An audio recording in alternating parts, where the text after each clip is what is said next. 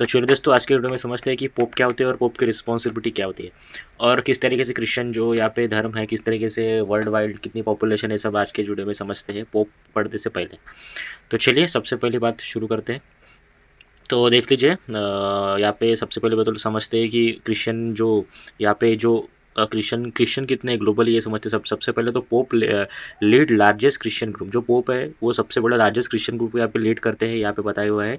और उसके बाद 2.4 billion followers is the world wide. अगर आप वर्ल्ड वाइड अगर बात करते हैं तो कितने बिलियन फॉलोअर है यहाँ पे देख लीजिए दोस्तों।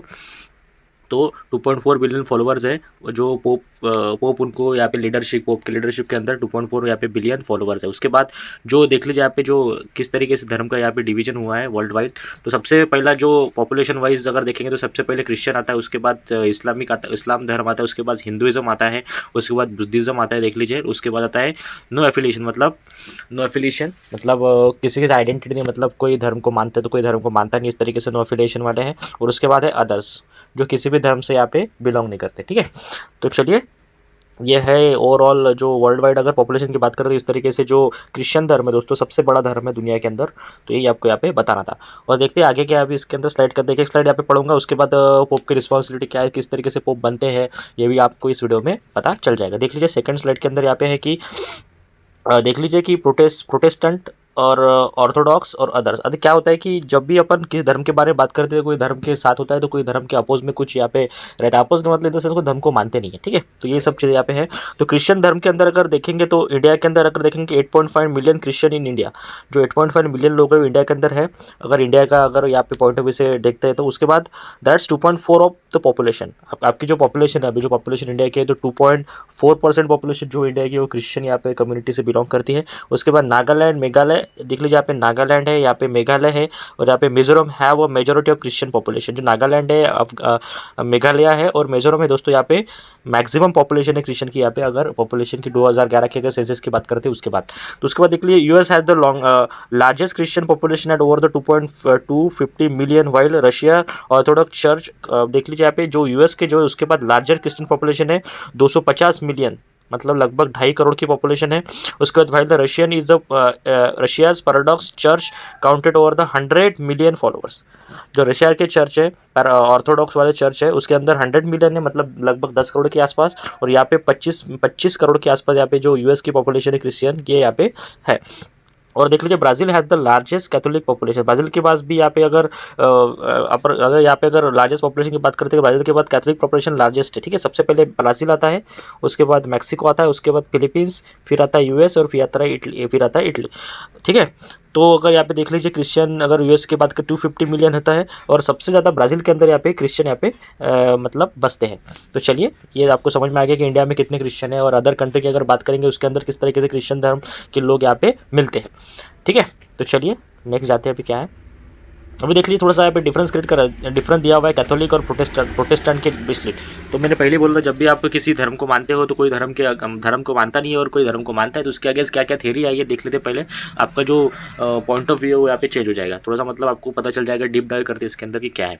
तो सबसे पहले अगर एस्पेक्ट की बात करते हैं कैथोलिक है, और दो एस्पेक्ट कैथोलिक, पहला एस्पेक्ट कैथोलिक है, और यहाँ पे आपको देखना है वर्सेस, मतलब क्या किसका क्या मानना है ये आपको देखना है। उसके बाद आता है प्रोटेस्टेंट्स। ठीक है, तो originated after the time of Jesus. जो तो कैथोलिक है तो कहाँ से ओरिजिन हुआ, जब भी जीसस का जहाँ पे जीसस का टाइम था वहाँ से वो ओरिजिन हुए, become a formal with the Roman Empire. और जो रोमन एम्पायर आते आते वो फॉर्मल बन गया, मतलब सब जगह पे धर्म का प्रचार करना और प्रॉपरली यहाँ पे धर्म का प्रचार करने का प्रॉपरली जो यहाँ पे जो चीज़ें होती है वो करना, धर्म के जो यहाँ पे बाइबल वगैरह है उसको प्रॉपरली यहाँ पे पढ़ना वगैरह, उसको फॉर्मल जीसस के टाइम पे तो वो जन्म हुआ था उनका, ओरिजिनेट हुए थे, उसके बाद फॉर्मल बन गया रोमन एम्पायर के बाद, मतलब। और देखते हैं प्रोटेस्टेंट का क्या मानना है। Emerge in the 16th century during the reformation leads by the Martin Luther. और जो प्रोटेस्टेंट है उनको किसने लीड किया था 16th सेंचुरी का, मार्टिन लूथर नाम का जो यहाँ पे व्यक्ति था। आपको पता ही है, गूगल पर डालेंगे तो मार्टिन लूथर मिल जाएगा, तो आप वहाँ पे उसको पढ़ लेना। तो इसकी अथॉरिटी किसके पास थी, इसकी अथॉरिटी किसके पास है, कैथोलिक्स की बाइबल है, चर्च ट्रेडिशन और पोप। जो कैथोलिक्स की जो अथॉरिटी है, कैथोलिक को चलाने वाले जो यहाँ पे ग्रुप है वो किसके अंडर है, पहले सबसे पहले तो बाइबल आता है, उसके बाद चर्च ट्रेडिशन आता है, उसके बाद पोप आता है। बट जो प्रोटेस्टेंट उनको चलने के लिए बाइबल ही यहाँ पे चलाता है। ठीक है, is the ultimate authority, Bible को ही अल्टीमेट अथॉरिटी दी हुई है किसके अंदर, प्रोटेस्टेंट के अंदर। उसके बाद देख लीजिए पोप क्या करते हैं, except as a supreme leader and representative of the Christian earth. जो पोप है, अभी जो पोप की बात करने वाले हैं अपन, तो वो क्या होता है कि एकदम head of department, accepted as supreme leader होते हैं, जो कि क्रिश्चियन कम्युनिटी उनके सबसे ऊपर के जो सुप्रीम लीडर है उनको पोप को माना जाता है।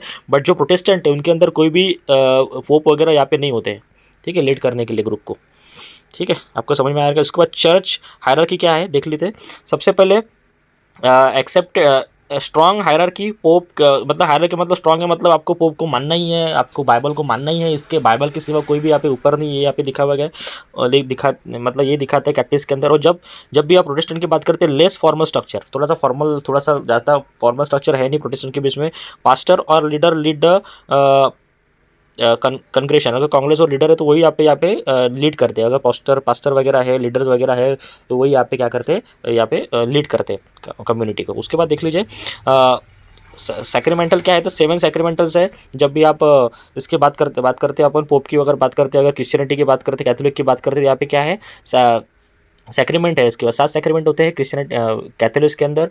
बैप्टिज्म होता है सबसे पहला, तो यहाँ पे बैप्टिज्म होता है देख लीजिए। उसके बाद ऑक्रेस्टिक होता है, उसके बाद कन्फर्मेशन होता है, उसके बाद रिकल्कुलेशन होता है, जो ये सब इस तरीके से यहाँ पे मैरिज, होली ऑर्डर, ये सब होता है सैक्रेमेंट। उसके अंदर क्या होता है जनरली 2 सैक्रेमेंट्स, बैप्टिज्म एंड द, यहाँ पे तो 7 होते हैं, तो यहाँ पे खाली 2 ही यहाँ पे सैक्रेमेंट होते हैं।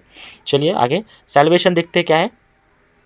फेथ, सैल्वेशन मतलब for example faith, God worker, church का। सैल्वेशन मतलब किस तरीके से धर्म का जो किस तरीके से धर्म के अंदर जीते हैं आदमी, किस तरीके से अपना जो कर्तव्य है धर्म के करते हो, किस तरीके से करते हैं, गॉड के ऊपर फेथ रखना, गुड वर्क करना, उसके बाद चर्च का सैक्रेमेंट करना। उसके बाद यहाँ पे जो होता है ना, जो आप प्रोटेक्टर की बात करते हैं, यहाँ पे फेथ क्या होता है, अलोन होता है। मतलब फेथ अलोन होता है, मतलब आप अपने हिसाब से उसको, मतलब अलोन मतलब फेथ अलोन मतलब अपने अपने हिसाब से, आदमी के हिसाब से यहाँ पे फेथ आदमी का वो पर्सनली फेथ यहाँ पे होता है। ठीक है, उसके बाद नेक्स्ट देखते क्या है। Virgin Mary and saint venerated pray to the intercessionary, मतलब वर्जिन मैरी एंड सेंट, ये सब चीज़ें यहाँ पे होती है। उसके बाद honour to be not pray to direct relationship with the God. यहाँ पे क्या होता है, डायरेक्ट रिलेशन होता है गॉड के अंदर, डायरेक्ट रिलेशन होता है गॉड के अंदर, यहाँ पे होता नहीं, मतलब डायरेक्ट रिलेशनशिप यहाँ पे डायरेक्ट रिलेशन होता है सॉरी गॉड के अंदर। Honour but not prayed. ठीक है, यहाँ पे प्रेड होता है, प्रे होता है टू द इंटरकसेशन, मतलब प्रॉपरली गॉड के सामने यहाँ पे प्रे करते हैं। और उसके बाद जो honour not to be prayed, यहाँ पे प्रे करने की ज़रूरत नहीं है, और आप किसके मतलब डायरेक्ट रिलेशनशिप बना सकते हो गॉड के अंदर। ठीक है, अब हम देखते हैं कि जो भी चर्च के अंदर जाते हैं डेली, ठीक है, उसको कैथोलिक माना जाता है। और जो है ये साइड के अपने जो राइट हैंड साइड के यहाँ पे दिया हुआ है, ये क्या है, प्रोटेस्टेंट्स। डेली चर्च जाने की ज़रूरत नहीं, डायरेक्टली गॉड के रिलेशनशिप में यहाँ पे आते हैं, उनका मानना है। कन्फेशन क्या है, confession to press is required, confession to the precise priest. Confession म्हणजे अगर प्रेस के पास कन्फेशन देते हैं, अपन देखा हुआ कन्फेशन बॉक्स के अंदर अपन प्रेसिस के पास ही यहाँ पे प्राइस के पास यहाँ पे कन्फेशन देते हैं। उसके बाद direct confession to the God, यहाँ पे direct confession to the God देते हैं। आपने देखा होगा किसी भी चर्च के जाते हैं तो यहाँ पे एक दीवार होती है, उसके पास वहाँ पे फादर बैठते हैं, आपके पास वो जो अपने जो सीन किया वो उनको बताना पड़ता है, पर यहाँ पे जो है डायरेक्टली आप गॉड को बता सकते हैं। ठीक है, प्रोटेस्टेंट के अंदर ये तरीके से यहाँ पे देख लीजिए, इस तरीके से यहाँ पे डिफरेंस दिया हुआ है। देख लीजिए image and the status widely use for the devotion, image वगैरह आप यूज़ करते हैं। ठीक है, तो यहाँ पे देख लीजिए किस तरीके से इमेज वगैरह, church building style ornate with the statue, church building side किस तरीके से है ये यहाँ पे दिखा हुआ है, तो ये सब चीज़ें यहाँ पे है। और एस्पेक्ट टू डेफिनेशन क्या है, डिस्क्रिप्शन क्या है, 95 थीसिस है गॉड के ऊपर। और जब मार्टिन लूथर आए थे थोड़ा सा यानी अपोज किया थोड़ा सा इस कंसेप्ट को, अगर गॉड को मानना वगैरह, ये कंसेप्ट थोड़ा सा अपोज हुआ था, तो यही यहाँ पे दिया हुआ है। Challenge to the church authority, challenge दिया था जो मार्टिन लूथर नाम का जो यहाँ पे व्यक्ति था, आपने गूगल पे सर्च किया होगा तो आपको मिल जाएगा। तो चैलेंज किया था, he rejected the authority of pope, reject किया था अथॉरिटी ऑफ पोप वगैरह की, मतलब अथॉरिटी नहीं चाहिए पोप वगैरह, क्यों चाहिए पोप उसने बोला था। उसके बाद doctrine justification by the faith, मतलब लूथर ने जो दिया था, अपनी जो थ्योरी दी थी, मतलब वो गॉड के मतलब मैक्सिमम वो जो कुछ चीज़ें होती है, मतलब एक गॉड को मानना, पोप के ऑर्डर पे यहाँ पे चलना, ये सब उन्होंने क्या किया था, यहाँ पे रिजेक्ट किया था। ठीक है, यहाँ पे दिखा हुआ है। फाउंडिंग लूथरियन, मतलब हीज जो मैंने बताया था ना अदर में जो बताया था, वही है, इसके अंदर कैटेगरी में लोग आते हैं। ठीक है, एक्स कम्युनिकेशन इन एंटीबर, he was the excommunicated by the Catholic Church, has a declared outlaw at the diet of the worm। ये तब सर कैसे यहाँ पे हुआ था, तो ये तरीके से आपको थोड़ा सा पढ़ लेना, थोड़ा सा पढ़ने के बाद आपको समझ में आ जाएगा। अभी देखते हैं कि पोप क्या होता है प्रॉपरली। जो अभी पोप मतलब देहांत हुआ उसके बारे में थोड़ा सा यहाँ पे पढ़ते हैं। वो ये कौन थे, किस तरीके से चर्च को लीड किया था, ये सब चीज़ें आपको बतानी ज़रूरत थी before going going to the pope information. तो ये सब चीज़ें आपको, अभी जो देहांत हुआ है उन लोगों का, जो अभी पोप का देहांत, उनका नाम था, उनका फुल नेम था, देख लीजिए यहाँ पे, जॉर्ज ग्रिगोलियो। उसके बाद तो नेशनलिटी थी अर्जेंटीनियन थे वो, नेशनलिटी तो उनकी अर्जेंटीनियन थी। और पोजीशन कितनी, 266 पोप बने थे सिंस 2013 से यहाँ पे पोप की पोजीशन में यहाँ पे थे। और एज ऑफ कहाँ पे डेथ, कभी एज ऑफ 88 उनकी डेथ हो गई, 88 के मतलब साल के थे तब उनकी डेथ हो गई। कॉज ऑफ डेथ क्या था कि stroke leading to the coma and heart failure. Stroke आया था और कोमा में गए थे, उसके बाद हार्ट फेल हो गया और उनकी दे डाइट। उसके बाद डेट ऑफ बर्थ क्या थी उनकी, डेट ऑफ डेट डेट कब हुए थे, आफ्टर ईस्टर मास, मतलब ईस्टर मास के बाद 2025 उनके उनके यहाँ पे डेड ईयर यहाँ पे माना जाता है। उसके बाद देख लीजिए सामने क्या था, special first first suicide pope, first pope from the America. इनकी जो स्पेशल फर्स्ट क्या थी कि फर्स्ट पोप थे फ्रॉम द अमेरिका। ये देख लीजिए यहाँ पे पढ़ लेना, इस तरीके से ये होता है। और legacy and the reform agenda, किस तरीके से यहाँ पे लीगेसी वगैरह की रिफॉर्म एजेंडा क्या था। ये जो जब भी ये पोप बने थे ना दोस्तों, इन्होंने बहुत सारा रिफॉर्म यहाँ पे किया है। मतलब लोगों को जो बोलने की, जो एलजीबीटी जो कम्युनिटी थी, उनको उनको अगर खुद को रिप्रेजेंट करने की यहाँ पे उन्होंने बहुत ज़्यादा कोशिश की, मतलब सपोर्ट किया। जो भी आगे आके आलोचना सुनना, उनकी आलोचना पे यहाँ पे सोल्यूशन निकालना, ये सब इन्होंने किया। मतलब बहुत अच्छे यहाँ पे जो लीडर थे वो माने जाते हैं।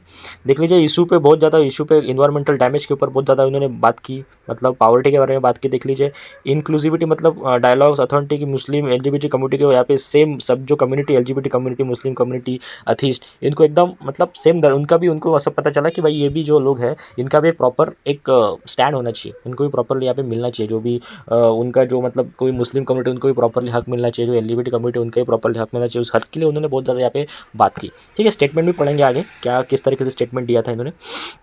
चर्च आउटरीच क्या, इम्पोजिस ग्रोसिट connection, shepherd smell of the sheep, ये चर्च के अप्रोच थे यहाँ पे। देख लीजिए यहाँ पे आगे क्या आता है, financial international moderation, financial transparency बहुत ज़्यादा रखी थी, मतलब फाइनेंशियल पैसा कहाँ पे जाता है उनका ट्रांसपेरेंसी बहुत ज़्यादा रखी थी। एंटी करप्शन एफर्ट्स डाले थे, मतलब कोई करप्शन ना हो, जो भी स्केल है, जो भी मुस्लिम कम्युनिटी के जो अंदर जो कोई भी ट्रांजेक्शन होती है उसके अंदर करप्शन बहुत कम होना चाहिए, ये इन्होंने बहुत ज़्यादा ध्यान रखा। किसी का मतलब यहाँ पे शोषण नहीं होना चाहिए, इन्होंने यहाँ पे बहुत अच्छी तरह से निभाया।